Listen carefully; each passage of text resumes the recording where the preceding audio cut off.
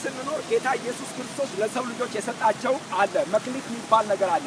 ያንን መክሊት እንዲያተርፉበት፣ ያንን መክሊት እንዲሰሩበት፣ ያንን መክሊት እንዲያተርፉበት ጌታ ኢየሱስ ክርስቶስ ለሰው ልጆች ሁሉ ሰጥቷል። ስለዚህ ይሄንን የሰጠውን መክሊት ይሄንን የሰጠውን ጌታ ኢየሱስ ክርስቶስ አደራ ብሎ የሰጠውን መክሊት ይዞ ቀብሮ ማስቀመጥ ሰነፎች ነበሩ። በዚያን ሰዓት መክሊት የተቀበሉ ጎበዞች ነበሩ። ያንን መክሊት የተቀበሉ አንተ እንዲህ ታደርጋለህ ብለው በጌታ ላይ ብዙ ነገር ያላከኩ ነበሩ። ነገር ግን መክሊትን ተቀብሎ ቀብሮ ማስቀመጥ ኃጢአት ነው።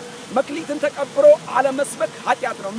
መክሊትን ተቀብሎ ወንጌልን አለማዳረስ በጣም ኃጢአት ነው። ጌታ ለዘላለም ይፈውሳችሁ። ወዳጆቼ፣ ወንድሞቼ በማህበራዊ ሚዲያ ላይ ያላችሁ እኔ ወንድማችሁ መስፍን ይኸው እንዲህ ይናገራለሁ። መክሊቴን ተቀብዬ እግዚአብሔር የሰጠኝን መክሊት ይዤ አፍኜ ለመቀመጥ አይሆንልኝም፣ አልችልም። ስለዚህ እንዲህ እላለሁ፣ ኢየሱስ ያድናል። መዳን በሌላ በማንም የለም። እንድንበት ዘንድ ለሰዎች ሁሉ የተሰጠን ስም ኢየሱስ ክርስቶስ ነው። ጌታ ለዘላለም ይባረክ።